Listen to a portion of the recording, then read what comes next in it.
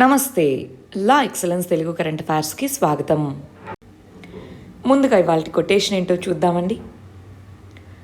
ఒక ప్రాబ్లమ్ని మనం ఎలా సాల్వ్ చేయగలము అనేది దేని మీద డిపెండ్ అయి ఉంటుంది.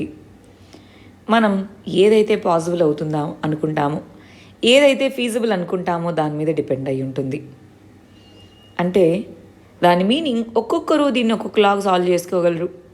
ఫర్ ఎగ్జాంపుల్, ఇదే ప్రాబ్లం ఇంకా మన వల్ల కాదులే అని వదిలేద్దాం. ఇంకొకరు ఇదే ప్రాబ్లం కానీ ఇది మనం ఎలాగైనా సాల్వ్ చేసుకోగలము అని వాళ్ళకి తెలిసిన నాలెడ్జ్లో వాళ్ళు ప్రయత్నించవచ్చు. ఇంకొకరు ఇంకా బెటర్గా ప్రయత్నించవచ్చు. అంటే ప్రాబ్లమ్ని సాల్వ్ చేసుకోగలిగే అబిలిటీ మనం ఏది ఫీజిబుల్ అవ్వదు అన్న మన ఆలోచన మీద డిపెండ్ అయి ఉంటుంది. వెరీ పవర్ఫుల్ ఐడియా అండి. అందుకే ఒక్కొక్కరు ప్రాబ్లం వచ్చినప్పుడు ఒక్కొక్కలాగా రెస్పాండ్ అవుతూ ఉంటారు. రైట్, ఈ వీడియో మనం కొంచెం డిలేతో చేస్తున్నాం. రైట్, అందుకే ముందు వీడియోకి సంబంధించిన క్వశ్చన్స్ ఆల్రెడీ ఎక్స్ప్లెయిన్ చేస్తున్నాను, ఒకసారి మీరు ఫాలో చేసుకోండి. సరే, మరి మన ఫస్ట్ ఆర్టికల్ వచ్చేటప్పటికి సైన్స్ అండ్ టెక్నాలజీ. అటు గవర్నాన్స్లో ఇటు ఇంటర్నేషనల్ రిలేషన్స్లో చాలా కాన్సెప్ట్స్కి ఇంటర్లింక్ అయ్యి ఉంది. వ్యాక్సిన్ మరియు వ్యాక్సిన్ రిలేటెడ్ ఎక్స్పోర్ట్స్ అని అంటున్నాం. సుమారుగా 60 మిలియన్ డోసెస్ ఆస్ట్రాజెనెకా వ్యాక్సిన్స్ గ్లోబల్గా వాటిని యూజ్ చేస్తున్నారు.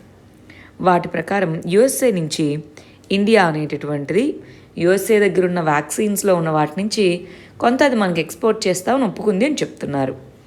అంటే ఇక్కడ గమనించాల్సిన విషయం అండి, యుఎస్ఏ ఏమో మేము మీకు హెల్ప్ చేస్తాము అంటున్నారు, అంతవరకు ఓకే. బట్ ఓవరాల్గా వరల్డ్ వైడ్గా చూడండి, ఇండియాని కొంతసేపు పక్కన పెడదాం.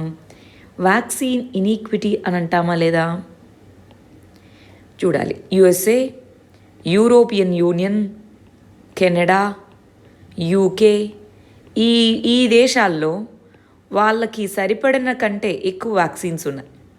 ఒక్కొక్క ఇండివిజువల్కి 3.8 వ్యాక్సిన్స్ అంతకంటే అబవ్ ఉన్నాయి. మామూలుగా మనకి ఒక్కొక్క ఇండివిజువల్కి 2 కావాలి కదా.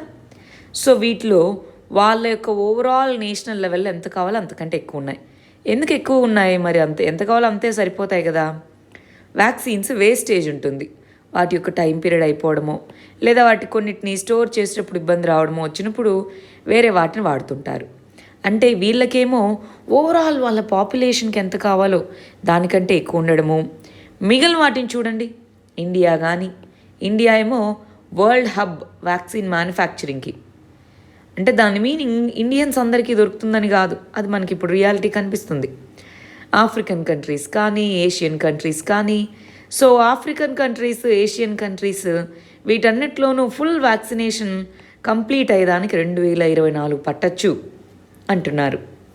ఒకవైపు ఇలాంటి దేశాలేమో వీటన్నిటిలోనే అండి వ్యాక్సిన్స్ని రీసెర్చ్ ఇదంతా జరిగింది ఈ కంట్రీస్లో. గమనించాలి, రీసెర్చ్ జరిగింది ఈ కంట్రీస్లో, మ్యానుఫ్యాక్చరింగ్ ఇలాంటి క్యాపబిలిటీస్ ఏమో మనలాంటి కంట్రీలో, కానీ వెళ్ళేదన్నీ వీళ్ళకే, కొనుక్కుండేది వీళ్ళే. మరి మిగిలిన వాళ్ళ పరిస్థితి ఏంటి అంటే ఈక్విటబుల్గా ఉందా, వ్యాక్సిన్ డిస్ట్రిబ్యూషన్ ఈక్విటబుల్గా ఉందా అన్నది క్వశ్చన్. అందుకే WHO ఇలా వివిధ ఆర్గనైజేషన్స్ ఇవన్నీ కలిసి కోవాక్స్ అనే ఇనిషియేటివ్ని చేపట్టి పేద దేశాలకు అందిస్తున్నాయి. అయినా సరే ప్రస్తుతం అనుకున్న రిపోర్ట్స్ ప్రకారం 2024 అంటున్నారు. ఈ కంటెక్స్లో ఇండియా మరియు యుఎస్ఏ మధ్య కోఆపరేషన్, యుఎస్ఏ అనేది రీసెంట్గా మనకి ఆక్సిజన్ కాన్సన్ట్రేటర్స్, మెడిసిన్స్ వాటిని పంపించడం జరిగింది. రైట్, ఇది ఇంకా జెన్యూన్గా గ్లోబల్ లెవెల్గా ఇది స్ప్రెడ్ అవ్వాలి. ఇండియా యొక్క వ్యాక్సినేషన్ ప్రోగ్రామ్ అనేది ఎక్కువ పెరగాలి. వ్యాక్సినేషన్ పర్సంటేజ్ ఇప్పుడు 1.8% పాపులేషన్కే వ్యాక్సిన్స్ అందాయని చెప్తున్నాం. సో మరి అందరికీ అందగలగాలి. సో ఆ విధంగా పెరగాలంటే వ్యాక్సిన్ ప్రొడక్షన్ అంత త్వరగా పెరిగేలా కనిపించట్లేదు, డొమెస్టిక్ ప్రొడక్షన్. అందుకే మనం వివిధ దేశాల నుంచి కొనుక్కుంటున్నాం. అయితే ఇక్కడ ఒక important question. For example 2 doses కదా, ఫస్ట్ డోసు కోవిషీల్డ్ వ్యాక్సిన్ వేయించుకొని సెకండ్ డోస్ అనేది కోవాక్స్ వేసుకోవచ్చా? ప్రస్తుతానికి ఇలా వేసుకుంటే అది ఎఫెక్టివ్గా పనిచేస్తున్న ఎవిడెన్స్ లేదు. అందువల్ల మనం ఫస్ట్ డోస్ కోవిషీల్డ్ వేసుకుంటే సెకండ్ డోస్ కూడా కోవిషీల్డే వేసుకోవాలి. సో ఇలా రకరకాల కన్స్ట్రెయింట్స్ ఉన్నాయి. డేటా ప్రాపర్గా లేదు. వేసుకున్న వాళ్ళకు కూడా కరోనా వైరస్ అనేది వస్తూ ఉంది. సో ఒకవైపు డేటాని కొలేట్ చేయడం, ఇంకొక వైపు అది ఈక్విటబుల్గా వ్యాక్సిన్ డిస్ట్రిబ్యూషన్ అయ్యేలాగా ఉండడం, ఇవన్నీ కూడా ఇంపార్టెంట్, అవునా కదా? నెక్స్ట్ ఆర్టికల్ హిస్టరీ మరియు ఇంటర్నేషనల్ రిలేషన్స్కి సంబంధించి అర్మేనియన్ జీనోసైడ్. అర్మేనియా అనే దేశానికి సంబంధించి ఇంతకుముందు అర్మేనియా అనే ప్రాంతం ఇదిగోండి, ఇది మన టర్కీయా, ఇది అర్మేనియా, ఇది అజర్బైజాన్. సో ఇంతకుముందు దీన్ని ఒట్టోమన్ ఎంపైర్ అనేవాళ్ళం. మొదటి ప్రపంచ యుద్ధం టైంలో ఈ అర్మేనియా అనే ప్రాంతంలో ఉండే కొంత లక్షలాది మంది వాళ్ళని డెలిబరేట్గా చంపేయడము, ఫోర్స్డ్గా అక్కడి నుంచి పంపించేయడం, వీటి వల్ల చాలామంది చనిపోయారు. దాన్ని ఇప్పుడు రికగ్నైజ్ చేస్తూ సుమారుగా 1.5 మిలియన్ అంటే 15 లక్షల మంది దీని ద్వారా సఫర్ అయ్యారు. సో చనిపోయారు. ఈ కంటెక్స్లో యుఎస్ఏ అనేటటువంటిది టర్కీని జీనోసైడ్, ఈ ఒట్టోమన్ టర్క్స్ చేసింది జీనోసైడ్ అన్నట్టుగా వాళ్ళు గుర్తించారు. ఇప్పుడు దాంతో కొంత కాంట్రవర్సీ మొదలైంది. సో అసలు ఇక్కడ ఏం జరిగింది ఏంటి, ఆ వరల్డ్ వార్ 1కి సంబంధించిన సినారియో ఏంటి, అప్పట్లో వరల్డ్ మ్యాప్ ఏ విధంగా ఉండేది ఒకసారి అది చూద్దాం. గమనించండి, మొదటి ప్రపంచ యుద్ధం ఏ దేశాల మధ్యలో జరిగింది? అల్లీడ్ ఫోర్సెస్ అని మరియు సెంట్రల్ ఫోర్సెస్ అని అంట. British empire, France, Russian empire ఇవంతా ఒక సైడ్. సెంట్రల్ ఫోర్సెస్ అంటే జర్మనీ, ఆస్ట్రియా హంగేరీ ఒకటే, ఒట్టోమన్ ఎంపైర్. ఆ తర్వాత ఇటలీ, ఇవన్నీ జాయిన్ అయ్యాయి. ఇక్కడ మీరు మ్యాప్లో చూడండి, మ్యాప్లో చూస్తే German empire, Austria Hungary, Italy. So ఇక్కడ ఉండే ఒట్టోమన్ ఎంపైర్. సో దానికి ఆపోజిట్గా యునైటెడ్ కింగ్డమ్, ఫ్రాన్స్ కింద ఉండేటటువంటి ఆఫ్రికన్ కంట్రీస్, మన రష్యన్ ఎంపైర్. ఇక్కడ మనం చూస్తే ఇటు సైడ్ ఇది ఒట్టోమన్ ఎంపైరా, ఇటు సైడ్ అంతా రష్యన్ ఫోర్సెస్. ఇక్కడ ఉండే అర్మేనియన్ ఫోర్సెస్ని, అర్మేనియన్స్ని గ్యాదర్ చేసి వీళ్ళ మీద ఎక్కడ ఆపోజిట్ వస్తారో అని చెప్పి కొన్ని లక్షల సంఖ్యలో ఒట్టోమన్ ఎంపైర్ ఇనీషియల్గా ఇంటలెక్చువల్స్ని అలా చాలామందిని చంపేసింది. సో ఆ ఈవెంట్ని ఇప్పుడు జీనోసైడ్ అని అంటున్నారు. వరల్డ్ వార్ 1 టైంలో అర్మేనియన్ అనేటటువంటి తెగకి సంబంధించిన వాళ్ళని చంపడము జీనోసైడ్ అని అంటున్నాము. గమనిస్తున్నారా? ఆ తర్వాత వరల్డ్ వార్ 2 జరిగింది. వరల్డ్ వార్ 2లోను మళ్ళీ అలైడ్ ఫోర్సెస్, యాక్సెస్ ఫోర్సెస్ అంటాము. జర్మనీ, ఇటలీ, జపాన్ ఇవన్నీ యాక్సెస్ ఫోర్స్లో ఉండగా అలీడ్ ఫోర్సెస్లో British empire, France, Russian empire, USA plus others ఉన్నారు. సో ఇక్కడ కూడా అలీడ్ ఫోర్సెసే గెలిచారు, ఇక్కడ కూడా అలీడ్ ఫోర్సెసే గెలిచారనమాట. సో ఆ టైంలో మరి వీళ్ళు ఒట్టోమన్ ఎంపైర్ అర్మేనియన్ ఫోర్సెస్ మీద జరిపినటువంటి అట్రాసిటీస్ని జీనోసైడ్గా గుర్తించారు. ఒకసారి ఇక్కడ చూడండి, 1915, 1923, 1915లో ఈ జీనోసైడ్ అనేది మొదలైంది. మనకి 1914 నుంచి 1918 వరకు మొదటి ప్రపంచ యుద్ధం. సో ఆ టైంలో మొదలైంది. ఇక్కడ ఒట్టోమన్ టర్క్స్ 250 మంది అర్మేనియన్ లీడర్స్, ఇంటలెక్చువల్స్ వాళ్ళందరినీ గ్యాదర్ చేసి డిపోర్ట్ చేశారు. అందుకే ఏప్రిల్ 24ని అర్మేనియన్స్ వీళ్ళు జీనోసైడ్ డేగా జరుపుకుంటారనమాట. అర్మేనియన్స్ ఫస్ట్ జీనోసైడ్ డేగా జరుపుకుంటారు. దీని తర్వాతే మనకి జ్యూస్ వీళ్ళ మీద జర్మనీ ఏదైతే ఉందో జ్యూస్ వీళ్ళ మీద జీనోసైడ్ జరిగింది. కానీ అది వరల్డ్ వార్ 2కి ఆ టైంలో. సో వరల్డ్ వార్ 1లో కాదు. అందుకే 20వ సెంచరీలో మొట్టమొదటి జీనోసైడ్గా అర్మేనియన్ జీనోసైడ్ని పిలుస్తాము. సిస్టమాటిక్గా అర్మేనియన్స్ని అనిహిలేట్ చేశారు ఒట్టోమన్ ఎంపైర్ అన్నది. అయితే రీసెంట్లీ యుఎస్ ప్రెసిడెంట్ అఫీషియల్గా అర్మేనియన్ కిల్లింగ్స్కి ఒట్టోమన్ టర్క్స్ జీనోసైడ్కి కారణమన్నారు. 24th ఏప్రిల్ని అర్మేనియన్ జీనోసైడ్ రిమెంబరెన్స్ డేగా జరుపుకుంటారు. మరి మనకి United Nations convention on genocide అనేటటువంటిది ఉంది. దాని కింద ఇదిగోండి, ఒక పార్ట్ లేదా కంప్లీట్గా ఒక నేషనల్ ఎథ్నిక్ రేషియల్ గ్రూప్ని ఎలిమినేట్ చేయడానికి చూస్తే దాన్ని జీనోసైడ్ అన్నారు. ఇండియా జీనోసైడ్ కన్వెన్షన్లో మెంబర్గా ఉంది. కానీ టర్కీ ఏమంటుంది, అట్రాసిటీస్ జరిగాయి కానీ జీనోసైడ్ అంటే మేము ఒప్పుకోము అని అంటుంది. అట్రాసిటీస్ జరిగాయి వార్ టైంలో, జీనోసైడ్ కాదు అంటుంది. సో ఆల్రెడీ మనకు తెలియాలి, టర్కీ యుఎస్ఏ రెండు కూడా నేటో అనే గ్రూప్లో మెంబర్సే. నార్త్ అట్లాంటిక్ ట్రీటీ ఆర్గనైజేషన్ అంట. నేటో అనే గ్రూప్లో వీళ్ళిద్దరూ మెంబర్సే. కానీ ఇలాగా కొన్నిసార్లు రష్యాతో క్లోజ్గా ఉందని, సిరియాలో వార్ దాంట్లో యుఎస్ఏ మరియు టర్కీ యొక్క ఒపీనియన్స్ డిఫరెంట్గా ఉండడం, వీటి వల్ల ఆల్రెడీ టర్కీ యుఎస్ఏ మధ్య సంబంధాలు కొంతగా బాగాలేవు. ఇప్పుడు ఈ విధంగా చేయడం ఇంకా బాగుండవు అంటుంది. ఇప్పుడు దీనివల్ల టర్కీ మీద డైరెక్ట్గా ఇంపాక్ట్ ఏమీ ఉండదు, కానీ వివిధ దేశాలన్నీ దీన్ని రికగ్నైజ్ చేయడం, దానివల్ల దానికి ఉండే నేషనల్గా ఉండే ఆ నేమ్ కానీ ఇవి దెబ్బతింటాయి.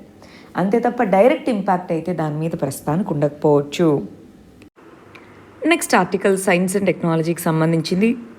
ఇంటలెక్చువల్ ప్రాపర్టీ రైట్స్ అనే దానికి సంబంధించింది, ఎస్పెషల్గా పేటెంట్స్ అనే దానికి రిలేటెడ్గా. మనం లాస్ట్ ఇయర్ ఈ వ్యాక్సిన్స్ ఇవన్నీ ఇంకా ఫైనల్ స్టేజెస్కి రాకముందే డబ్ల్యూహెచ్ఓని WTOని రిక్వెస్ట్ చేశాం. ఏమని? ఇలా వివిధ డెవలప్డ్ కంట్రీస్ అనేటటువంటివి పేటెంట్స్ అని చెప్పేసి చెప్తున్నాయి. ట్రేడ్కి సంబంధించి ఏమో WTOని, హెల్త్ రిలేటెడ్ కాబట్టి WHO అడిగాము. ఏమని? WTO కింద trade related intellectual property rights అని ఉంటుందండి. WHO అనేది హెల్త్ రిలేటెడ్గా అన్ని దేశాలని కోఆర్డినేట్ చేసుకుంటూ ఉంటుంది. సో ఈ కంటెక్స్ట్లో హెల్త్ రిలేటెడ్గా, కోవిడ్ రిలేటెడ్గా స్పెసిఫిక్గా IPRs ఏవైతే ఉంటాయో వాటి నుంచి ఎగ్జంప్షన్స్ కల్పించండి, ఎందుకంటే ఇది గ్లోబల్ మెడికల్ హెల్త్ ఎమర్జెన్సీ అని అన్నారు. అసలు ఈ IPR అంటే ఏంటి? IPR అనే దాంట్లో రకరకాలైనటువంటి ఉంటాయండి. మేధో సంపత్తి హక్కులు అంటాం. వాటిలో పేటెంట్ హక్కులని, ఇండస్ట్రియల్ డిజైన్స్ అని, కాపీ రైట్స్ అని, ఇలా రకరకాలు ఉంటాయండి. Industrial designs, copy rights, GI tags అని, ఇలాగా different types of intellectual property rights అనేటటువంటివి ఉంటాయి. అయితే వీటిలో ఏమంటున్నారంటే, ఇప్పుడు పేటెంట్స్ అనేవి వ్యాక్సిన్స్కి, డ్రగ్స్కి వీటికి ఇస్తారు కదా. అంటే ఆ కంపెనీ ఏదైనా డిస్కవర్ చేసుకుంది అంటే వాళ్ళకే లీగల్గా ప్రొడ్యూస్ చేసే రైట్స్ ఉంటాయి. వేరే వాళ్ళు చేయాలంటే ఖచ్చితంగా అది ఎంత రేట్ అని చెప్తుందో దాని ప్రకారమే, దాని పర్మిషన్తోనే చేయాలి. అలా కాకుండా అవి ఎక్కువ కాస్ట్ పెట్టినప్పుడు అది తగ్గేలాగా, అందరికీ అఫోర్డబుల్గా ఉండేలాగా, యాక్సెసిబుల్గా ఉండేలాగా ఆ పేటెంట్స్ని ఇవ్వకుండా, లేదా ఆ పేటెంట్స్ ఇచ్చినా సరే వాటిని ప్రొడ్యూస్ చేసుకునేలాగా పర్మిషన్ ఇవ్వాలి ఈ రెండింటి కింద అని చెప్పి ఇండియా లాస్ట్ డిసెంబర్లోనే అడిగింది.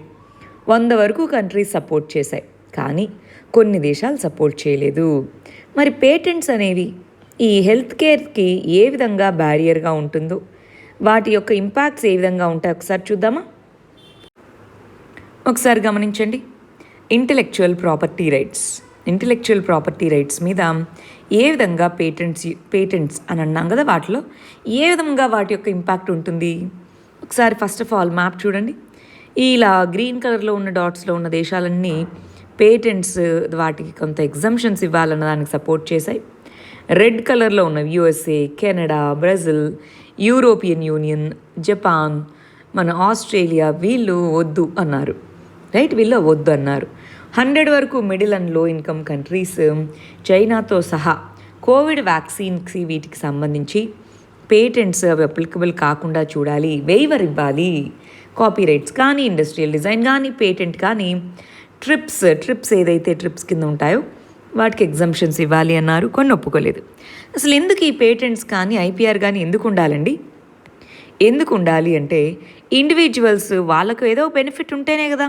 సో వాళ్ళ ఇన్నోవేషన్ ఎంకరేజ్ చేయాలన్నా, ఇండివిజువల్ యొక్క ఇంటలెక్చువల్ ప్రాపర్టీని ప్రొటెక్ట్ చేయాలన్నా, ఇండివిజువల్ యొక్క అబిలిటీ, స్కిల్ వీటిని ప్రమోట్ చేయాలి అన్నా, మోనోపొలీ బిజినెస్ని ఎంకరేజ్ చేయాలన్నా, లాంగ్ టర్మ్లో మ్యాక్సిమం ప్రాఫిట్స్ రావాలన్నా, అదే వస్తువు యొక్క క్వాలిటీని పెంచాలన్నా, ఒరిజినల్ ప్రోడక్ట్స్ మార్కెట్లో అవైలబుల్గా ఉండాలన్నా, డిజైర్డ్ ప్రోడక్ట్స్ వాటిని ప్రొడ్యూస్ చేయాలన్నా మనకి ఇంటలెక్చువల్ ప్రాపర్టీ రైట్స్ అంటే వాళ్ళకంటూ ఒక లీగల్ రైట్ ఇవ్వడం హెల్ప్ అవుతుంది. అయితే అది హయ్యర్ ప్రైసెస్కి దారితీస్తుంది. ఎస్పెషల్గా లీస్ట్ డెవలప్డ్ కంట్రీస్లో, వీటిలో ఆ కంట్రీస్లో ఉన్న వివిధ రకాలైనటువంటి ఇప్పుడు కాపీ రైట్స్ ఉన్నాయి. ఆ బుక్స్ అవన్నీ కూడా యూజ్ చేసుకోవడానికి కానీ, దాని కంటెంట్ని యూటిలైజ్ చేసుకోవడానికి కానీ హయ్యర్ కాస్ట్ ఆ బుక్స్ అవి ఉన్నప్పుడు ఏమవుతుంది, ఎడ్యుకేషన్లో కానీ, టెక్నాలజికల్ డెవలప్మెంట్ కానీ, న్యూ ఇన్నోవేషన్ ఇదంతా కూడా సెంట్రలైజ్ అయిపోతుంది. ఈ విధంగా పాజిటివ్, నెగిటివ్ ఇంపాక్ట్స్ ఉన్నాయి. మరి ఇలాంటి టైంలో IPR వెసులుబాటు కల్పించడం ఇంపార్టెంటా కాదా? ఎస్పెషలీ హెల్త్ సెక్టార్లో. ఎందుకంటే ఈ వ్యాక్సిన్స్ని వీటిని తయారు చేసింది ఓన్లీ కొన్ని కంపెనీసే కదా. సో ఆ కొన్ని కంపెనీస్ తయారు చేసే ఆ కొన్ని కంపెనీస్ అనేటటువంటివి వాటిని కంప్లీట్గా హోల్డ్ చేసుకోవడం అన్నది అంత ప్రాపర్ కాదు అన్నది ఇక్కడ చెప్తున్నది. నెక్స్ట్ ఆర్టికల్, క్లైమేట్ చేంజ్కి సంబంధించి సౌదీ అరేబియా చాలా మెజర్స్ తీసుకుంది అని అంటున్నారు. సో వాళ్ళ కంట్రీలో డీటెయిల్డ్గా ఏమేమి మెజర్స్ తీసుకున్నారన్నది మన ఎగ్జామ్కి అవసరం లేదండి, గమనించాలి. చాలామంది ఏం చేస్తుంటారంటే హిందూలో వచ్చిన ప్రతి ఆర్టికల్లో ప్రతి లైను చదవాలి, అవన్నీ గుర్తుంచుకోవాలి అనుకుంటాం. అది కాదు. మనకి ఏది ఇంపార్టెంట్, మన ఎగ్జామ్కి ఏది ఇంపార్టెంట్ అన్నది మనం చూసుకోవాలి, అవునా కాదా? సో ఇక్కడ చెప్పినవన్నీ అక్కర్లా, కానీ ఈ ఆర్టికల్ నుంచి కొన్ని టర్మ్స్ ఉన్నాయి, ఎన్విరాన్మెంట్లో కొన్ని ఇంపార్టెంట్ టర్మ్స్ ఉన్నాయి, అవేంటో చూద్దాం. అయితే ఇక్కడ చూడాలి, Saudi Arabia Saudi green initiative అని, మిడిల్ ఈస్ట్ గ్రీన్ ఇనిషియేటివ్ అని ఇలాగా ఈ ప్లాంటేషన్స్ని, సెమీ అరిడ్ ప్రాంతాలు ప్లాంటేషన్స్ని మొదలుపెట్టింది. అదొక్కటి గుర్తుపెట్టుకుందాం. కొన్ని టర్మ్స్ ఉన్నాయి దీని నుంచి, అవి నేర్చుకుందాం.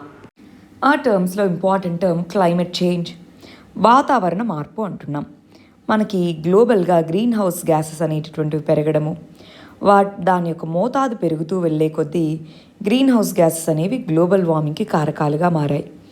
ఈ గ్లోబల్ వార్మింగ్ అనేది పెరిగే కొద్దీ మన యొక్క రెయిన్ఫాల్ ప్యాటర్న్లో కానివ్వండి, రెయిన్ఫాల్ ప్యాటర్న్లో, టెంపరేచర్ ప్యాటర్న్లో చాలా విపరీతమైనటువంటి మార్పులు వచ్చాయి. దీనివల్ల కొన్ని చోట్లేమో ఫ్లడ్స్, కొన్ని చోట్లేమో డ్రాట్స్, ఇలాగ వివిధ రకాల ఎక్స్ట్రీమ్ కండిషన్స్ని మనం ఎక్స్పీరియన్స్ చేస్తున్నాం. దాన్నే మనం క్లైమేట్ చేంజ్గా పిలుస్తున్నాం. మరి ఈ క్లైమేట్ చేంజ్ని ఎదుర్కోవడానికి అని చెప్పేసి క్యోటో ప్రోటోకాల్ అని, ప్యారిస్ అగ్రిమెంట్ అని ఇలాంటివి ఎన్నో చేసుకున్నాం. అన్ని దేశాలు కూడా ఈ అగ్రిమెంట్స్ కింద మెజర్స్ తీసుకోవాలి. మనం ఇప్పుడు ప్యారిస్ అగ్రిమెంట్ అనే దాన్ని 2015లో తీసుకొని రావడం జరిగింది. దాని కింద ప్రతి దేశము కొన్ని ఇంటెండెడ్ నేషనలీ డిటర్మైన్డ్ కాంట్రిబ్యూషన్స్ అంటాం, INDCs అనేవి చెప్పాలి. వాటి కింద ప్రతి దేశము ఎంతో కొంత మెజర్స్ తీసుకుంటుంది. ఇందాక ఆర్టికల్లో అయితే సౌదీ అరేబియా ఆ మిడిల్ ఈస్ట్ గ్రీన్ ఇనిషియేటివ్ అని, సౌదీ అరేబియా గ్రీన్ ఇనిషియేటివ్ అని అలాంటివి తీసుకుంటూ ఉంది. కార్బన్ క్యాప్చర్ అంటే ఏంటి? కార్బన్ ఎమిషన్స్ ఏవైతే ఉన్నాయో అవి green house gas, carbon dioxide. So ఈ కార్బన్ని క్యాప్చర్ చేయడానికి 2 రకాల మెథడ్స్ ఉంటాయి. ఒకటి న్యాచురల్ మెథడ్, న్యాచురల్గా మనకి చెట్లు, వివిధ రకాలైనటువంటి చిన్న చిన్న మొక్కలు, సముద్రంలో ఉండే మొక్కలు కూడా ట్రీస్ అండ్ ఆల్గే అని అంటాం. ట్రీస్, ప్లాంట్స్, ఆల్గే ఇవన్నీ కూడా కార్బన్ని మనకి అబ్జార్బ్ చేసుకుంటూ ఉంటాయి. సో అలాంటివి దాని సంఖ్య పెంచడం, దానివల్ల న్యాచురల్గాను CO2 ఎమిషన్స్ తగ్గించవచ్చు. రెండోది ఆర్టిఫిషియల్గా వివిధ రకాల టెక్నిక్స్ని వాడి కార్బన్ని క్యాప్చర్ చేసుకొని వాటిని కనుక మనము స్టోర్ చేసుకోగలిగితే దాన్ని కార్బన్ సీక్వెస్ట్రేషన్ అంటారు. ఈ కార్బన్ సీక్వెస్ట్రేషన్ చేసుకోవడం, సో ఇలా 2 రకాల మెథడ్స్ ఉన్నాయి. మరి సౌదీ అరేబియా ఆర్టిఫిషియల్గాను ప్రయత్నిస్తూ, న్యాచురల్గాను ఇందాక మనం చెప్పిన గ్రీన్ ఇనిషియేటివ్స్, మొక్కల్ని పెంచడం, చెట్లు పెంచడం అంటే కార్బన్ క్యాప్చరే కదా, అదొకటి. మరి సర్క్యులర్ ఎకానమీ అంటే ఏంటి? సర్క్యులర్ అంటే రా మెటీరియల్ని మామూలుగా దాన్ని ఇంటర్మీడియరీ గూడ్స్ని ఫైనల్ గూడ్స్గా, ఆ ఫైనల్ గూడ్స్ని కన్జమ్ చేసుకున్నాక కన్జంప్షన్ అంటాం. కన్జంప్షన్ తర్వాత వాటిని అలా వదిలేస్తున్నాం, అది లీనియర్. అలా కాకుండా దాన్ని మళ్ళీ రీసైకిల్ చేసుకోవడము, రీయూజ్ చేసుకోవడము, ఇలాంటివి కనుక చేసుకుంటూ వెళ్తే దాన్ని సర్క్యులర్ ఎకానమీ అంటారు. CO2 ఎమిషన్స్ తగ్గేలాగా, ఇప్పుడు ఒక ప్రోడక్ట్ని ప్రొడ్యూస్ చేయాలంటే ఎంతో ఎలక్ట్రిసిటీ, ఎంతో ఎమిషన్స్ అవుతాయి. సో అలా జరగకుండా ఉండాలి అంటే ఈ విధంగా సర్క్యులర్ ఎకానమీ మోడల్స్ ఫాలో అవ్వాలి. లీనియర్ ఎకానమీ బదులు సర్క్యులర్ ఎకానమీ అది ఫాలో అవ్వడం. అది కాకుండా క్లైమేట్ రెసిలియంట్గా ఉండే ఎకానమీ, ఇది అల్టిమేట్గా అన్ని దేశాలు ఫాలో అవ్వాల్సింది. అంటే క్లైమేట్ చేంజ్ని తగ్గించేలాగా, అంటే ఎమిషన్స్, గ్రీన్ హౌస్ గ్యాస్ ఎమిషన్స్ని లిమిట్ చేసుకునేలాగా కనుక మన యొక్క ఎకనామిక్ గ్రోత్ ఉంటే దాన్ని క్లైమేట్ రెసిలియంట్ ఎకనామిక్ గ్రోత్ అంటాము. క్లైమేట్ రెసిలియన్స్ రావాలంటే 2 రకాల మెజర్స్. ఒకటి, ఆల్రెడీ మనకి క్లైమేట్ చేంజ్ వచ్చేసింది, దానికి వీలైనట్టుగా అడాప్ట్ అవ్వాలి. రెండోది, ఆ క్లైమేట్ చేంజ్ అనేటటువంటిది పెరగకుండా మిటిగేషన్ చేసుకునేలాగా మెజర్స్ తీసుకోవాలి. ఈ విధంగా చేస్తే అప్పుడు మనం క్లైమేట్ రెసిలియన్స్ని అచీవ్ చేయగలుగుతాం. గ్రీన్ హౌస్ గ్యాసెస్ని తగ్గించడం ద్వారా, వాటి సీక్వెస్ట్రేషన్ ద్వారా ఇది పాసిబుల్ అవుతుంది. మనం ఏం చేశామంటే క్లైమేట్ చేంజ్ దాని రిలేటెడ్ ఆస్పెక్ట్స్కి సంబంధించి ఒక 20 వీడియోస్ వరకు షార్ట్ వీడియోస్ మన లాయక్స్ ఎక్స్ప్లెయిన్డ్ అన్న ఛానల్లో చేసాం. ఈ పదాలన్నీ కూడా దాంట్లో ఎక్స్ప్లెయిన్ చేస్తున్నవే, ఒకసారి వీలైతే మీరు అవి చూడొచ్చు. నెక్స్ట్ ఆర్టికల్ ఇంటర్నేషనల్ రిలేషన్స్కి సంబంధించి ఇండియా పాకిస్తాన్ రిలేషన్స్లో ఇక్కడ ఇండియా పాకిస్తాన్ ల్యాండ్ బౌండరీయే కాదు, మ్యారీటైమ్ బౌండరీని కూడా మనం షేర్ చేసుకుంటాం. ఇదంతా మన ల్యాండ్ బౌండరీయా? సరే, ఇది మన యొక్క మ్యారీటైమ్ బౌండరీ. సో ఈ విధంగా మ్యారీటైమ్ బౌండరీని షేర్ చేసుకున్నప్పుడు కొన్నిసార్లు మన ఫిషర్మెన్ అటు సైడ్ క్రాస్ అవ్వడం, కొన్నిసార్లు ఇటు సైడ్ క్రాస్ అవ్వడం, దాంతో అరెస్టులు జరుగుతూ ఉంటాయి. మన వాళ్ళు పాకిస్తాన్ జైళ్ళలో, వాళ్ళు మన జైళ్ళలో ఎన్నో రోజులు అలా ఉంటూ ఉన్నారన్నమాట. సో ఆ కంటెక్స్లో రీసెంట్గా మన వాళ్ళని వదిలిపెట్టాలి అని చెప్పేసి మనము డిమాండ్ చేసాం. కొంతమంది వదిలిపెడుతూ ఉంటారు ఇలాగనమాట. సో దానికోసం ఏం చేయాలి చూడండి, రీసెంట్గా 300కి పైగా ఉన్నారు, వాళ్ళని వదిలిపెట్టండి అని అడుగుతున్నాం. సో అలాంటప్పుడు మన 2 దేశాల మధ్య ఈ అనిమాసిటీ ఉన్నంత వరకు ఇక్కడ బార్డర్ రీజన్లో ఉన్న ప్రజలు, ఇక్కడ ఈ ఫిషర్మెన్ వీళ్ళందరూ నష్టపోతూనే ఉంటారు. సో ఇటువంటి కంటెక్స్లో ముందుగా ఇదిగో మీరు ఈ బౌండరీ క్రాస్ అవుతున్నారు అన్న ఆ ఇన్ఫర్మేషన్ ఇచ్చేలాంటి డివైజెస్, ఇప్పుడు ఎన్నో రకాల నావిగేషన్ శాటిలైట్స్ ఉన్నాయి, నావిగేషన్ సిస్టమ్స్ ఉన్నాయి. సో టెక్నాలజీని వాడుకోగలగాలి ముందుగా, అక్కడికి వెళ్లకుండా ప్రివెంట్ చేసేలాగా. రెండోది, ఒకవేళ అలా క్రాస్ అయినా అరెస్ట్ చేసిన ఒక మెకానిజం అనేది ఉండాలి. ఏ విధంగా మరి ఇప్పుడు ఫిషర్మెన్ పేరుతో టెర్రరిస్టులు మరి క్రాస్ చేస్తే, సో అవి ఏంటి అని అసర్టైన్ చేసుకునేలాగా 2 దేశాల మధ్య ఒక మెకానిజం అనేటటువంటిది ఉండాలి. దాని ద్వారా సొల్యూషన్ తెచ్చుకోగలగాలి. సేమ్ మనకి శ్రీలంకతో కూడా ఇలాంటి ప్రాబ్లమే. శ్రీలంకన్ ఎస్పెషల్గా మన వాళ్ళు ఫిషర్మెన్ అటు సైడ్కి వెళ్ళడం, వాళ్ళు అరెస్ట్ చేయడం, అది 2 దేశాల మధ్య ఇంపార్టెంట్ బైలేటరల్ కాన్ఫ్లిక్ట్ కూడా అన్నమాట.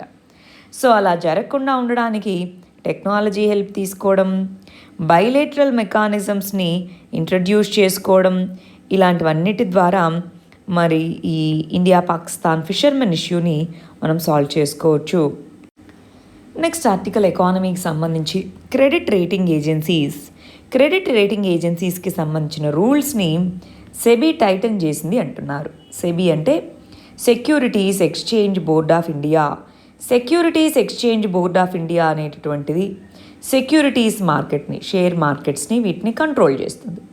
ఇది ఏమంది అంటే కొన్ని క్రెడిట్ రేటింగ్ ఏజెన్సీస్, ఇప్పుడు మనము ఏదైనా ఒక యాప్కి కానీ ఒక ప్రోడక్ట్ని కానీ స్టార్ రేటింగ్ ఇస్తామా, అలాగా ఇన్వెస్ట్మెంట్స్ ఈ కంపెనీస్లో పెట్టచ్చా లేదా, ఈ కంట్రీస్లో పెట్టచ్చా లేదా, ఇలాగా వాటికి రేటింగ్స్ ఇచ్చే కంపెనీస్ని క్రెడిట్ రేటింగ్ ఏజెన్సీస్ అని చెప్తాము.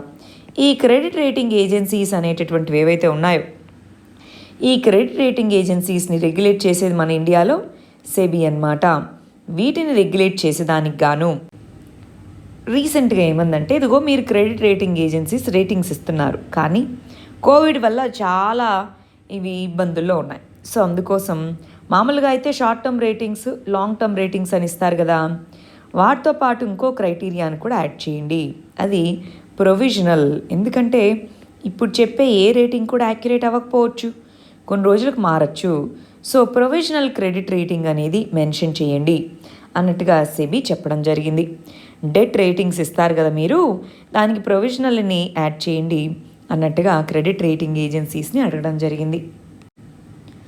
నెక్స్ట్ ఆర్టికల్ పాలిటిక్స్ సంబంధించింది. ఇదిగో ఎలక్షన్స్కి సంబంధించింది.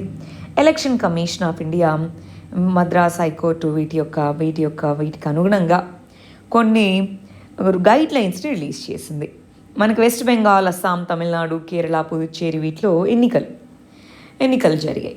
సో ఆ కంటెక్స్లో వాటి రిజల్ట్స్ మేము అనౌన్స్ చేశాక మీరు కౌంటింగ్ డే రోజు విక్టరీ పెరేడ్స్ అని, విక్టరీ ర్యాలీస్ అని ఇవి చేపట్టకూడదు అని చెప్పి కొన్ని గైడ్ లైన్స్ అనే వాటిని రిలీజ్ చేసిందనమాట. ఇప్పటికే ఎలక్షన్ కమిషన్ ఆఫ్ ఇండియా చాలా క్రిటిసిజం ఫేస్ చేస్తూ వచ్చింది.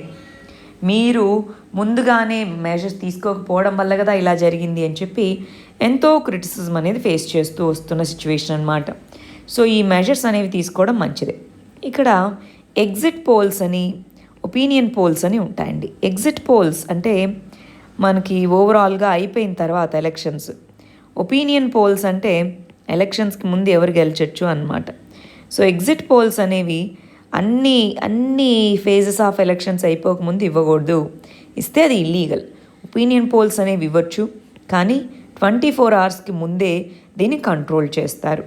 ఇలా ఎలక్షన్ కమిషన్ ఆఫ్ ఇండియా తన యొక్క మోడల్ కోడ్ ఆఫ్ కాండక్ట్ కింద వీటన్నిటిని రెగ్యులేట్ చేయొచ్చు. రైట్, ఎలక్షన్స్ అయిపోయి రిజల్ట్స్ అనౌన్స్ చేశాక కూడా ఆ రిజల్ట్స్ అనౌన్స్మెంట్కి రిలేటెడ్ ఇష్యూస్ని మోడల్ కోడ్ ఆఫ్ కాండక్ట్ కింద election commission of India regulate చేయొచ్చు. అందుకే చూడండి ఈ నోటీస్ అనేది రిలీజ్ చేయడం జరిగిందనమాట. నెక్స్ట్ ఆర్టికల్ పాలిటిక్స్ సంబంధించి ఎన్సిటీ ఢిల్లీ లేదా ఎన్సిఆర్ ఢిల్లీ అంటాం, దానికి సంబంధించింది. గవర్నమెంట్ అనేటటువంటిది government of national capital territory Delhi చట్టము అనే దాన్ని తీసుకొని వచ్చింది. గవర్నమెంట్ ఆఫ్ ఇదిగోండి జిఎన్సిటిడి అంటున్నారు. Government of national capital territory of Delhi చట్టం అనేది తీసుకొని వచ్చింది. దానికి సెంట్రల్ గవర్నమెంట్ అనేటటువంటిది అంటే ప్రెసిడెంట్ ఆఫ్ ఇండియా దానికి ఓకే అని చెప్పారు.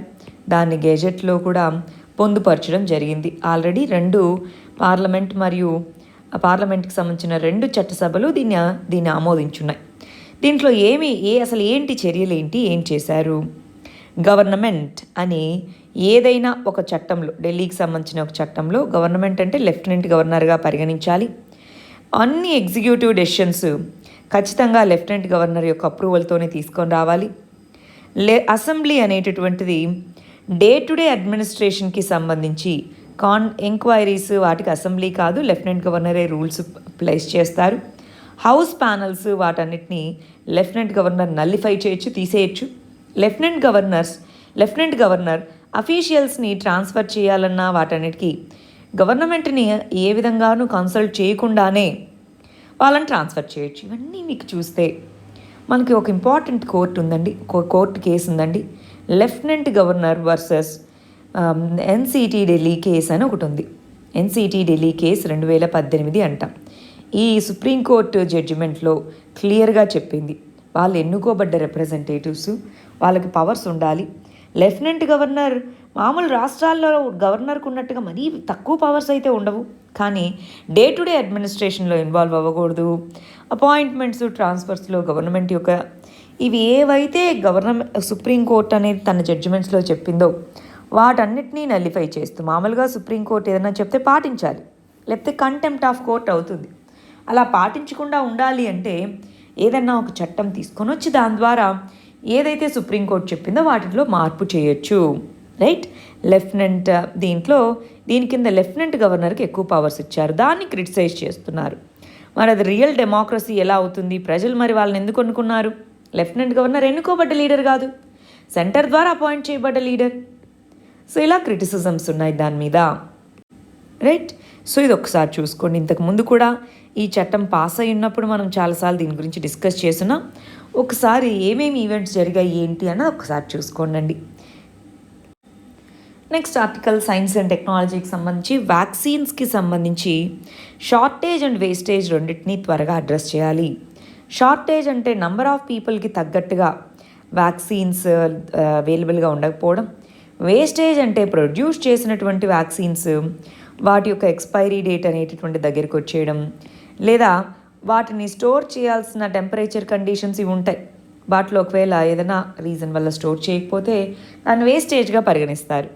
సో ఈ వేస్టేజ్ని తగ్గించాలి, ఈ షార్టేజ్ని తగ్గించాలి. సో ఆ కంటెక్స్ట్లో స్టేట్స్ ఇవన్నీ బెటర్ కోఆర్డినేషన్ పెంచుకోవాలి, వేస్ట్ అనేటటువంటి తగ్గేలాగా దీనికి ప్రాపర్గా మెజర్స్ అనేవి తీసుకోవాలి. అప్పుడు మాత్రమే ఇప్పుడు మనం యూనివర్సల్గా ప్రతి ఒక్కరికి వ్యాక్సిన్స్ అందించాలంటే ఈ 2 ఇష్యూస్ ఉన్నాయి. సో అవి తగ్గించేలాగా మెజర్స్ తీసుకోవాలని చెప్తున్నారు. Next article important article, last week కూడా దీని రిలేటెడ్గా ఒక ఆర్టికల్ అనేటటువంటిది వచ్చింది. దీంట్లో ఏమంటున్నారంటే గవర్నమెంట్ అనేది అసలు టెంపుల్స్ని కంట్రోల్ చేయాలా వద్దా, ఎందుకు చేయాలి ఎందుకు వద్దు అంటున్నారు. సో అసలు గవర్నమెంట్ అనేది టెంపుల్స్ని కంట్రోల్ చేయడం అంటే రిలీజన్లో ఇన్వాల్వ్ అవ్వడం ఏ విధంగా సెక్యులరిజం అవుతుంది? సెక్యులరిజంకి ఇది ఆపోజిటా? ఇలాంటి ఆర్గ్యుమెంట్స్ ఉన్నాయన్నమాట.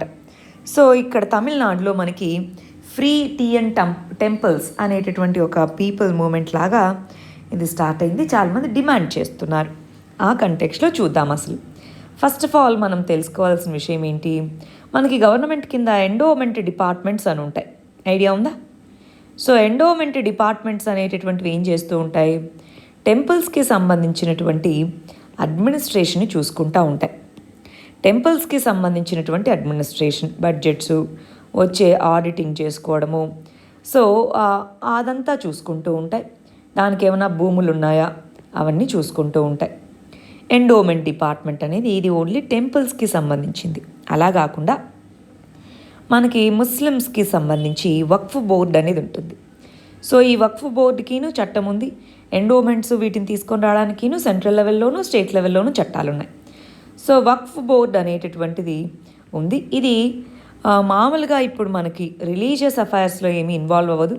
కాకపోతే మస్జిద్స్కి వీటికి ఉన్నటువంటి ప్రాపర్టీ మేనేజ్మెంటు, వాళ్ళకున్న ల్యాండ్స్ ఇవన్నీ మేనేజ్ చేసుకుంటుంది.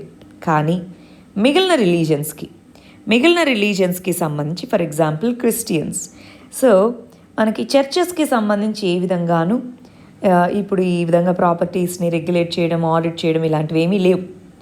అదేవిధంగా గురుద్వారాస్కి సంబంధించి వాలంటరీగా మనకి గురుద్వారా కమిటీస్ ఇవి ఉంటాయి తప్ప గవర్నమెంట్ ద్వారా ఒక చట్టం అనేటటువంటిదంటూ సెంట్రల్ లెవెల్లో కానీ ఇక్కడ లేదు. సో ఇప్పుడు ఏమంటున్నారంటే, ఇప్పుడు టెంపుల్స్కే ఎందుకు ఉండాలి, ఒకటో పాయింట్, మిగిలిన వాటికి లేకుండా ఎందుకు ఉండాలి, అసలు గవర్నమెంట్ ఎందుకు ఇన్వాల్వ్ అవ్వాలి, ఇది ఎలా సెక్యులరిజం అవుతుంది అని అడుగుతున్నారు. ఆ ఆర్గ్యుమెంట్స్ ఏంటో ఇప్పుడు మనం చూద్దాం. ఫస్ట్ చూడండి, ఆర్టికల్ 25 కింద గవర్నమెంట్ అనేటటువంటిది రిలీజియస్ ఇన్స్టిట్యూషన్స్ని కంట్రోల్ చేయడం కరెక్ట్ కాదు అని. ఆర్టికల్ 25 ఏం చెప్తుంది, freedom. So article 25 freedom of conscience, practice, propagate. So దాని కింద అసలు రిలీజియస్ ఇన్స్టిట్యూషన్స్ గురించి రాదండి. ఆర్టికల్ 26లో వస్తుంది. ఆర్టికల్ 26 ఏమంటుంది, అందరికీ రిలీజియస్ ఇన్స్టిట్యూషన్స్, రిలీజియస్ డినామినేషన్స్ని సెటప్ చేసుకోవడము, వాటిని మేనేజ్ చేసుకోవడం అనేటటువంటిది దీంట్లో చెప్పబడింది. రిలీజియస్ ఇన్స్టిట్యూషన్స్, చారిటీస్, డినామినేషన్స్ అంటారు. సో ఈ వ్యవస్థలన్నింటినీ ఏర్పాటు చేసుకోవచ్చు, దానికంటూ ఫ్రీడమ్ ఉంది అని చెప్పడం జరిగింది. ఆర్టికల్ 25 అనేది freedom of conscience, practice, propagate, profess ఇవి ఉంటాయండి. రైట్. సరే, 26 అన్నది మనం తెలుసుకోవాలి. 26 కింద ఆ విధమైనటువంటి ఫ్రీడమ్ అనేటటువంటిది ఉంటుంది. సరే ఉంది. మరి ఇది కంప్లీట్లీ అబ్జల్యూట్ రైటా, ఫండమెంటల్ రైట్స్ అబ్జల్యూట్ రైట్స్ కాదు. గవర్నమెంట్ అనేది ఇన్వాల్వ్ అవ్వచ్చు. కాన్స్టిట్యూషన్లోనే రీజనబుల్ రెస్ట్రిక్షన్స్ అనే క్లాజ్ అనేటటువంటిది ఉంటుంది. ఈ రీజనబుల్ రెస్ట్రిక్షన్స్ కింద గవర్నమెంట్ అనేటటువంటిది ఇన్వాల్వ్ అవ్వచ్చు.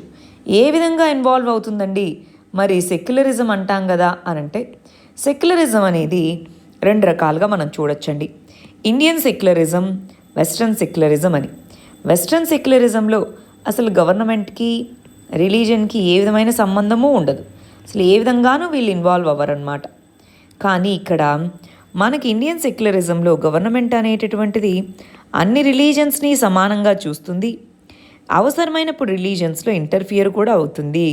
అది ఇండియన్ సెక్యులరిజం. సరే, ఈ కంటెక్స్లో అసలు టెంపుల్స్ని ఎందుకు, అవును గవర్నమెంట్ అనేటటువంటిది హోల్డ్ చేయాలి, గవర్నమెంట్ కిందే అది ఉండాలి అన్నటువంటి దీనికి పాజిటివ్స్ ఏంటి, ఎస్ అన్నదానికి, వద్దు టెంపుల్స్ అనేటటువంటి ఫ్రీగా ఉండాలి, ప్రైవేట్ వ్యక్తులే చూడాలి, అసలు గవర్నమెంట్కి ఏం సంబంధం దీన్ని అని చెప్పే ఆర్గ్యుమెంట్స్ ఏంటో చూద్దాం. అసలు ఎందుకు ఈ విధంగా చేసినట్టండి, ఇది మనం స్పెసిఫిక్గా తమిళనాడు కేసులో కనుక చూస్తే, బ్రిటిష్ వాళ్ళు ఉన్న టైంలోనే జస్టిస్ పార్టీ అంట 1920లలోనే తీసుకొని వచ్చారు. టెంపుల్ ఎంట్రీ మూమెంట్స్ అంటే సోషల్ జస్టిస్ అన్నటువంటిది ఈ విధమైనటువంటి టెంపుల్ మేనేజ్మెంట్లో ఇంట్రడ్యూస్ చేయడానికి, సోషల్ జస్టిస్ అనే కాంపోనెంట్ని తీసుకొని రావడానికి, ఇక్కడ నాన్ కోర్ ఫంక్షన్స్లో మాత్రమే ఇన్వాల్వ్ అవుతుంది. అంటే పూజలు ఎప్పుడు చేయాలి, ఏ విధంగా చేయాలి, వాటిలో ఈ అడ్మినిస్ట్రేషన్ ఇన్వాల్వ్ అవ్వదు. ఓన్లీ నాన్ కోర్ యాక్టివిటీస్ అంటే బడ్జెట్ అనేటటువంటిది ఏ విధంగా ఉంది, మనీ అనేటటువంటిది వస్తుంది కదా, ఆ మనీని ఆడిట్ చేయడము, ఈ విధంగా అన్నమాట.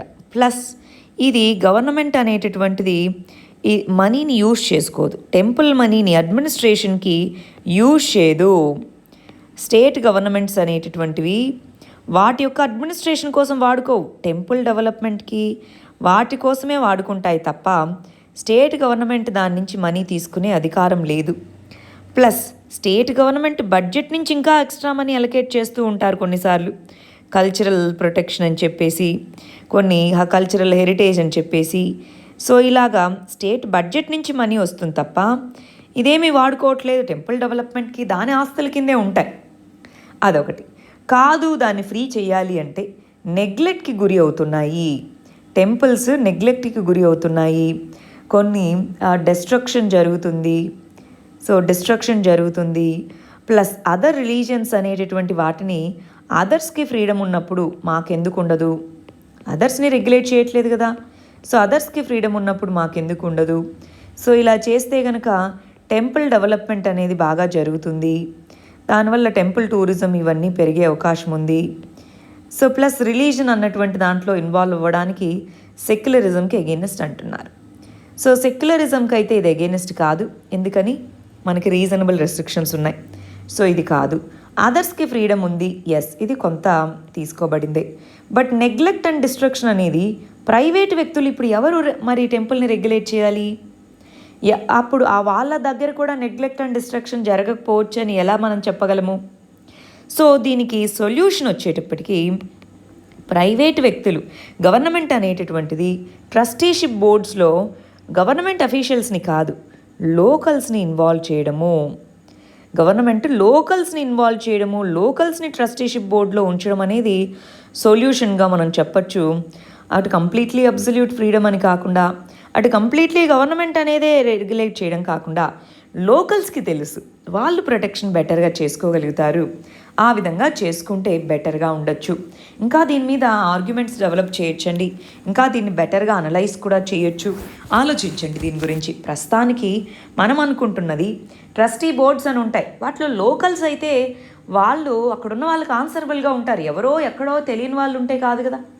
సో అలా లోకల్స్ ఉండడము, ఇలాంటి నెగ్లెక్ట్ ప్రాపర్టీని ఫేక్ ఇమేజెస్ని పెట్టేసి డైటీస్ని వాటిని అమ్ముకోవడము, ఇలాంటివి మరి చట్టం ద్వారా నేరాలవి. ఆ నేరాలని కంట్రోల్ చేయాలి. చేసుకుంటూ గవర్నమెంట్ కిందే ఉంటూ లోకల్స్ ఉంటే ఎలా ఉంటుంది అన్నటువంటిది ఒక ఇంపార్టెంట్ సొల్యూషన్గా మనం చెప్పచ్చు. ఇంకా దానికి బెటర్గా ఆలోచించవచ్చు కూడా. Next very important article science and టెక్నాలజీకి సంబంధించి యాంటీ మైక్రోబియల్ రెసిస్టెన్స్ అంటున్నాం, AMR అంటారు. యాంటీ మైక్రోబియల్ రెసిస్టెన్స్, ఇంతకీ మైక్రోబ్స్ అంటే ఏంటి? సూక్ష్మ క్రిములు అంటూ ఉంటారు. వైరస్ అనేటటువంటిది మైక్రోబ్. వైరస్లు వివిధ రకాల డిసీజెస్ని కలగజేస్తాయి. బ్యాక్టీరియాస్ అనేటటువంటివి, ఫంగస్ అనేటటువంటిది, రైట్, పారాసైట్స్ అంటాం. ఫర్ ఎగ్జాంపుల్ అమీబా అనేటటువంటి పారాసైట్స్. సో పారాసైట్స్, మలేరియా అనేది పారాసైటిక్ డిసీజ్. ఇలాగ వీటన్నిటిని మైక్రోబ్స్ అంటాం. ఈ మైక్రోబ్స్కి ఫైట్ చేయడానికి మనకంటూ కొన్ని డ్రగ్స్ అనేవి ఉన్నాయి, కొన్ని మందులు అనేవి ఉన్నాయి. ఒకవేళ ఈ మైక్రోబ్స్ అనేటటువంటివి ఈ డ్రగ్స్ని స్కిప్ చేసుకొని అవి వాడినా సరే వాటికి రెసిస్టెన్స్ కనుక బిల్డప్ చేసుకుంటే, ఈ మైక్రోబ్స్ అనేటటువంటివి డ్రగ్స్ని తట్టుకొని రెసిస్టెన్స్ని బిల్డ్ చేసుకోగలిగితే దాన్ని మనం యాంటీ మైక్రోబియల్ రెసిస్టెన్స్ అంటాము. అప్పుడు ఉన్న డ్రగ్స్ సరిపోతాయా? సరిపోవు. అప్పుడు ట్రీట్మెంట్కి బాడీ రెస్పాండ్ అవుతుందా? సో ట్రీట్మెంట్కి బాడీ రెస్పాండ్ అవ్వదు. ఉన్న డ్రగ్స్ సరిపోవు. మోర్టాలిటీ అనేటటువంటిది పెరుగుతుంది, అవునా? సో దాంతోపాటు ట్రీట్మెంట్ అనేది ప్రొలాంగ్డ్గా చేయాల్సి వస్తుంది. దానివల్ల హెల్త్ కాస్ట్ అనేటటువంటిది, హెల్త్ బర్డన్ పెరుగుతుంది, అవునా కాదా? సో ఇలాగా యాంటీ మైక్రోబియల్ రెసిస్టెన్స్ చాలా ప్రాబ్లం. ఇదే కంటెక్స్లో మనకు ఒక ఇంపార్టెంట్ డెవలప్మెంట్ ఉంది. అదేంటి? WHO అనేటటువంటిది యాంటీ మైక్రోబియల్ రెసిస్టెన్స్ అనేది ప్రపంచంలోనే టాప్ 10 హెల్త్ థ్రెట్స్లో ఒకటిగా ప్రకటించింది. టాప్ 10 గ్లోబల్ థ్రెట్గా యాంటీ మైక్రోబియల్ రెసిస్టెన్స్ని ఎవరు అనౌన్స్ చేశారు? వరల్డ్ హెల్త్ ఆర్గనైజేషన్ అనౌన్స్ చేసింది. మరి దీనికి కారణాలు ఏంటో, దీనికి సొల్యూషన్స్ ఏంటో చూద్దామా? దీనివల్ల ఇంపాక్ట్ అయితే ఉంటుంది. యాంటీ మైక్రోబియల్ రెసిస్టెన్స్ అంటే ఏంటి, దాని ఇంపాక్ట్ ఏంటో ఇక్కడ అర్థమైంది. మరి దానికి కారణాలు ఏంటి, దాని సొల్యూషన్స్ ఏంటో ఒకసారి చూసేద్దాం. చూడండి, మనకి యాంటీబయోటిక్స్ ఇవన్నీ కూడా ఓవర్ ప్రిస్క్రిప్షన్, ఇష్టం వచ్చినట్టుగా మనం వాడటము, డాక్టర్ 5 రోజులు తీసుకోండి అంటే 2 రోజులు తీసుకొని మానేయడము, యాంటీబయాటిక్స్ని లైవ్ స్టాక్ పశువుల్లో వీటిలో వాటికి ఎక్కువ ఇవ్వడం, వాటిని వాటి యొక్క మీట్ కానీ మిల్క్ కానీ మనం కన్జ్యూమ్ చేసినప్పుడు మనకు రావడం, హాస్పిటల్స్లో ఇన్ఫెక్షన్ కంట్రోల్ అవి సరిగా చేయకపోవడం వల్ల అక్కడ సూపర్ బగ్స్, అక్కడ అవి రెసిస్టెన్స్ని పొందుతాయి, సూపర్ బగ్స్ అని పిలుస్తాం. హైజీన్ అవి సరిగా లేకపోవడము అండ్ కొత్త యాంటీబయాటిక్స్ డెవలప్ చేయకపోవడం, ఇలాంటి వీటన్నిటి వల్ల యాంటీబయోటిక్ రెసిస్టెన్స్ పెరుగుతూ వస్తూ ఉంది. మరి ఆ కంటెక్స్లో ఏం చేయాలి? వీటికి సొల్యూషన్స్ రాయండి. ఓవర్ ప్రిస్క్రిప్షన్ ఉండకూడదు, పేషెంట్స్ ఇచ్చిన టైంకి ఇచ్చిన వాటిని వాడుకోవాలి, వీటి యొక్క యూజ్ అండ్ కన్సంప్షన్ని తగ్గించాలి, హాస్పిటల్ సేఫ్టీని మెయింటైన్ చేయాలి, శానిటేషన్ పెంచాలి, న్యూ యాంటీబయోటిక్స్ రీసెర్చ్ పెరగాలి, ఇలా చెప్పచ్చు మనం, అంతేనా? సో యాంటీబయోటిక్స్ అనేది యాంటీబయోటిక్స్ అంటే ఓన్లీ బ్యాక్టీరియల్ డిసీజ్కి సంబంధించిందండి. ఇలాగే వైరల్ డిసీజ్, ఫంగల్ డిసీజ్ వీటన్నిటికి కూడా ఉంటుంది. సో ఈ కంటెక్స్లో బ్యాక్టీరియల్ డిసీజ్నే కాదు, అన్ని రకాల యాంటీమైక్రోబియల్ డిసీజెస్ని ట్రీట్ చేసే విధంగా మనం గ్లోబల్గా కలెక్టివ్గా మెజర్స్ తీసుకోవాలి, రైట్? అవేర్నెస్ని పెంచాలి, ఇష్టం వచ్చినట్టుగా వాడుకోకూడదు. అవేర్నెస్ అనేది, మానిటరింగ్ అనేది ఇవన్నీ చేసుకోగలిగితే ఈ యాంటీమైక్రోబియల్ రెసిస్టెన్స్ని కొంతవరకు తగ్గించుకోవచ్చు. వ్యాక్సిన్స్, ఇప్పుడు డ్రగ్స్ ఎప్పుడు తీసుకుంటాం? ఆ వ్యాధి వస్తే అవి రాకుండా ముందే వ్యాక్సిన్స్ని తీసుకుంటే, సో వీటన్నిటి ద్వారాను ఏఎంఆర్ని తగ్గించవచ్చండి. నెక్స్ట్ ఆర్టికల్ గవర్నాన్స్కి సంబంధించి చూడండి, హెల్త్ మినిస్ట్రీ కొన్ని గైడ్లైన్స్ రిలీజ్ చేసింది. ఏమని?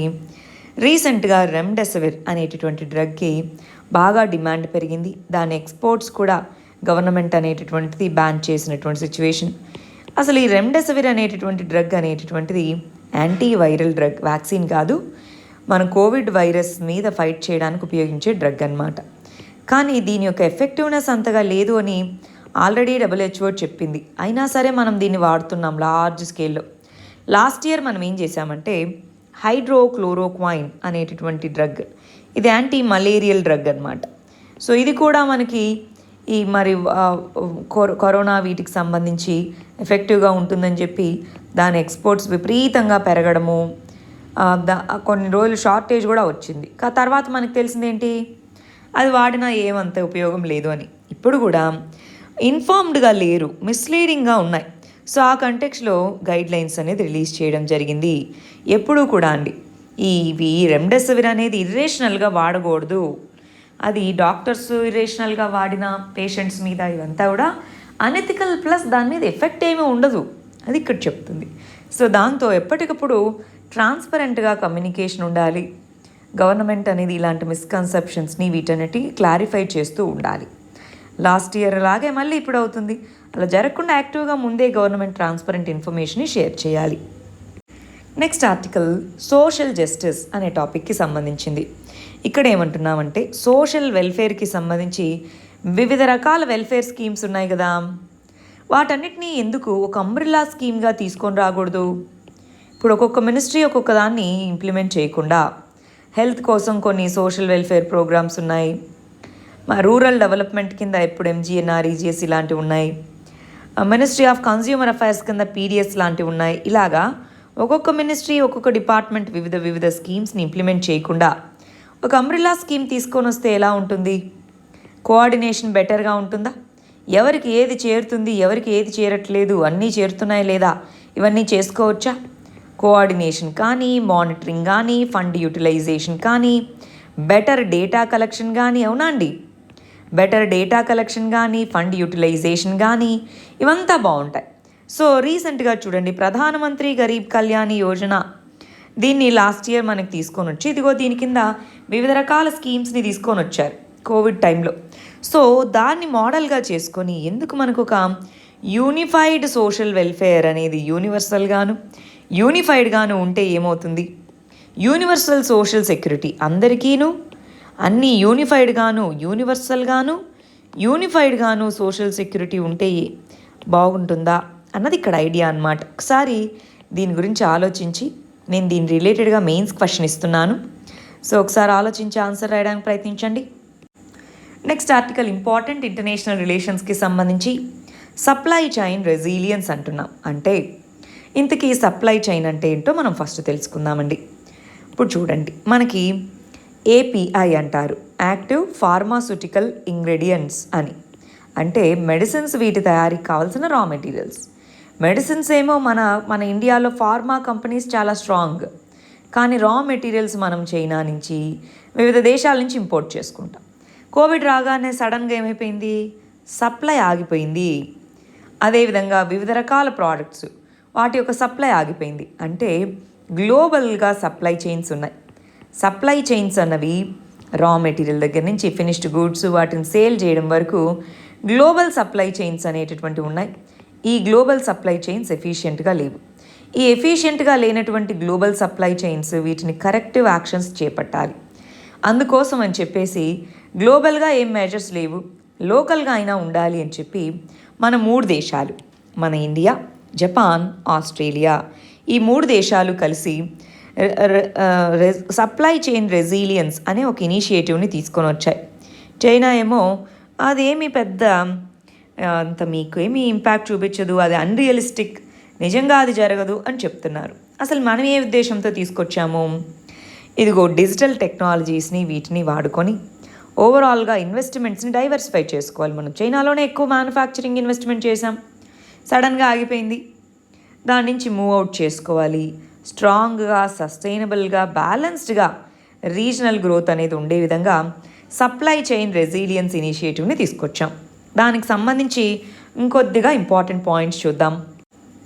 చూడాలి ఏమంటున్నారంటే, ఇదిగో ఇన్వెస్ట్మెంట్స్ మన 3 దేశాల్లో, మనం India, Japan, Australia, so India Pacific రీజన్లో సప్లై చైన్ రెసిలియన్స్ తీసుకొని రావాలి అని చెప్తూ 5 ప్రోడక్ట్స్కి సంబంధించి సప్లై చైన్ స్ట్రెంగ్తెన్ చేసుకోవాలి. అంటే ఏ పరిస్థితి వచ్చినా సరే అవి ఆగకూడదు అని, రిలయబుల్గా, డిపెండబుల్గా ఉండే సప్లయర్స్ మీదే ఉండాలి. ఎక్కడైతే గ్యాప్స్ ఉన్నాయో కంపెనీస్తో కలిసి పనిచేయాలి.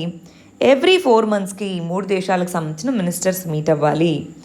ఈ విధంగా గ్లోబల్గా సప్లై చైన్స్ని మనం అడ్డుకోలేకపోయినా సరే, రీజనల్గా అయినా సప్లై చైన్ రెసిలియన్స్ ఇనిషియేటివ్ని తీసుకొని రావాలి.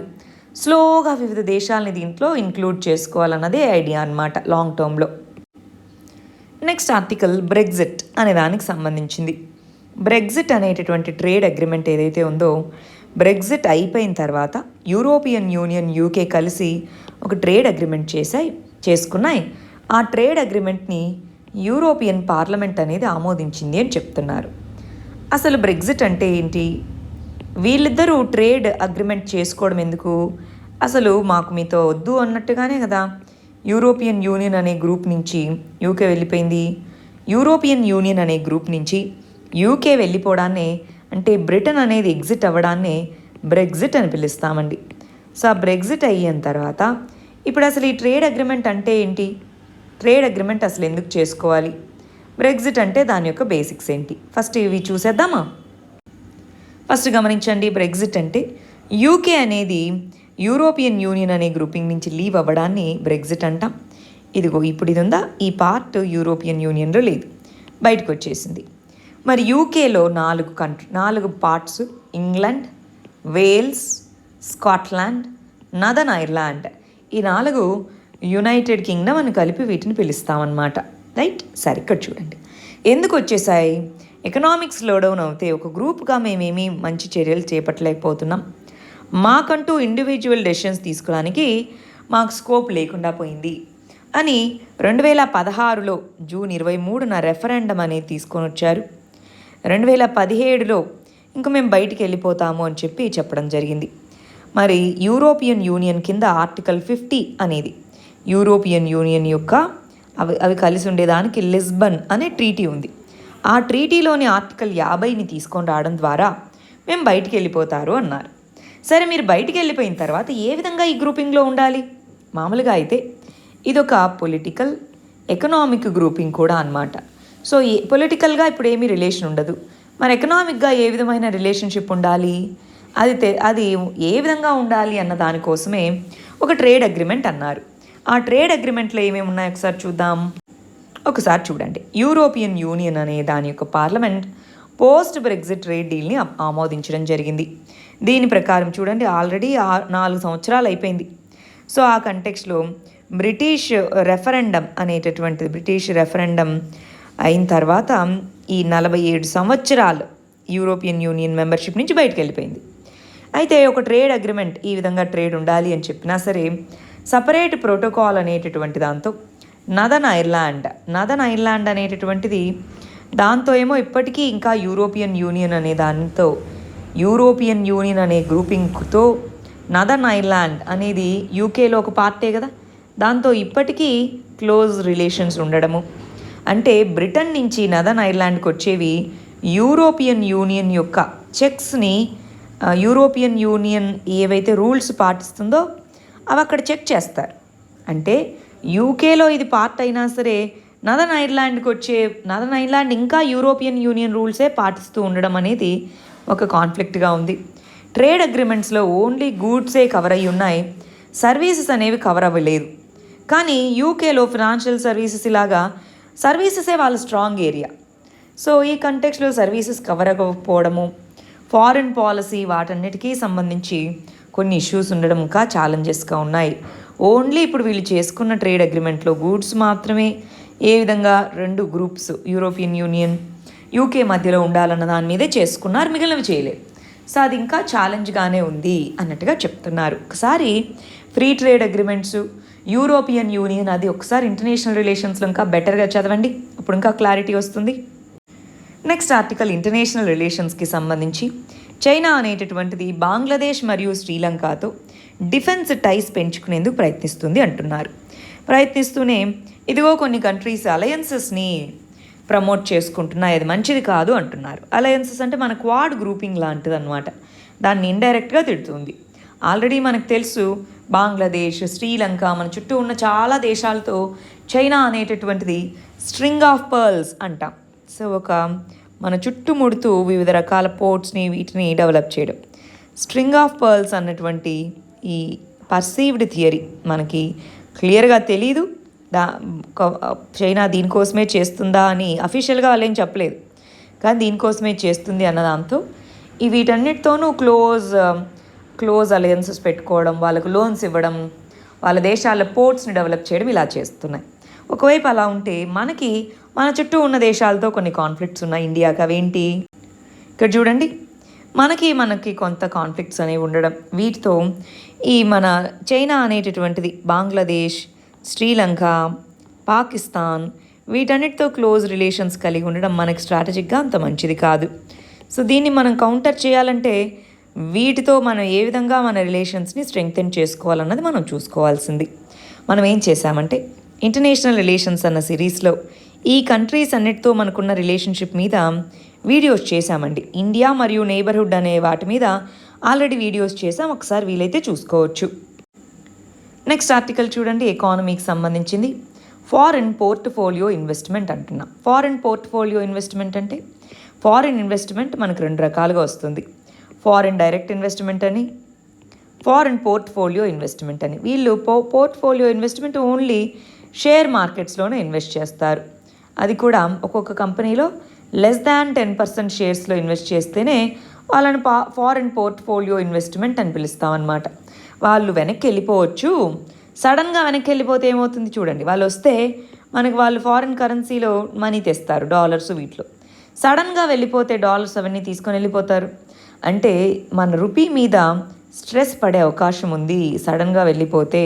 సో ముందుగానే మనం జాగ్రత్తలు తీసుకోవాలి అన్నది ఇక్కడ చెప్తుంది. ఫారిన్ పోర్ట్ఫోలియో ఇన్వెస్ట్మెంట్ సడన్గా పెరిగింది, కానీ అది మళ్ళీ సడన్గా బయటికి వెళ్ళిపోయే అవకాశాలు ఉన్నాయి.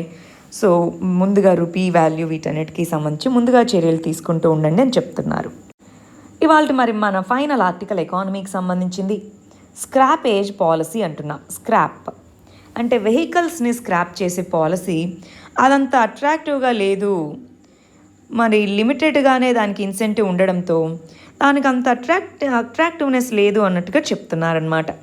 అంటే ఏంటి, మనకి ఈ బడ్జెట్ 2021లో యూనియన్ గవర్నమెంట్ అనేటటువంటిది పాత వెహికల్స్ని మీరు మరీ వాడడం వల్ల పొల్యూషన్ పెరుగుతూ ఉంది. సో అందువల్ల వాటిని స్క్రాప్ చేయాలి పాత వెహికల్స్ని. సో ఆ కంటెక్స్లో మీరు అవి చేస్తే కనుక మీకు కొన్ని ఇన్సెంటివ్స్ ఇస్తామన్నారు. ఆ ఇన్సెంటివ్స్ ఏంటి ఒకసారి చూసేద్దామా. చూడండి, వెహికల్ స్క్రాపేజ్ పాలసీ కింద 20 సంవత్సరాల పైబడితే దానికి రిజిస్ట్రేషన్ క్యాన్సిల్ చేయడం. ఎవరైతే వెహికల్ స్క్రాపింగ్ అవి చేయాలనుకుంటున్నారో వాళ్ళకు ఒక సర్టిఫికేట్ లభిస్తుంది, ఇదిగో స్క్రాప్ చేశారని. వాళ్ళకి ఇన్సెంటివ్ అనేటటువంటిది ఉంటుందన్నమాట. స్క్రాప్ వాల్యూ మీద 4-6% ఇన్సెంటివ్ అనేటటువంటిది ఉంటుంది. వాళ్ళకి సర్టిఫికేషన్ ఇస్తారు. వెహికల్ని కొనేటప్పుడు డిస్కౌంట్స్ ఉంటాయి, ఫీ వేవర్స్ ఉంటాయి, ట్యాక్స్ రిబేట్స్, రోడ్ ట్యాక్స్ వాటిలో తక్కువ ఉంటుంది. అయినా సరే మన ఇండియాలో చాలా వరకు స్మాల్ వెహికల్స్ సెగ్మెంట్ అనేది ప్రస్తుతానికి ఇంకా డామినెంట్గా ఉంది.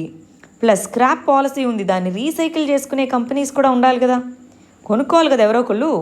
సో ఆ రీసైకిల్ ఇండస్ట్రీ అనేది ఇంకా స్ట్రాంగ్గా లేకపోవడము, ఇన్సెంటివ్స్ అనేవి ఇంకా సరిగా లేకపోవడం వల్ల స్క్రాప్ పాలసీ ఉన్నా సరే తీసుకొని వచ్చాం, నెక్స్ట్ ఇయర్ నుంచి ఇంప్లిమెంట్ చేయబోతున్నాం, అయినా సరే అది అంత ఎఫెక్టివ్గా ఉండకపోవచ్చు అన్నది ఇక్కడ చెప్తున్న విషయం. సరే, మరి మన మెయిన్స్ క్వశ్చన్ ఇది, దానికి ఆన్సర్ చేయడానికి ప్రయత్నించండి. ఇవి మన ప్రిలిమ్స్ క్వశ్చన్స్, వీటికి ఆన్సర్స్ కమెంట్ సెక్షన్లో ఇవ్వండి. రేపు మనం వీటికి కరెక్ట్ ఆన్సర్స్ ఏంటో చూద్దాం. All the very best. Thank you very much.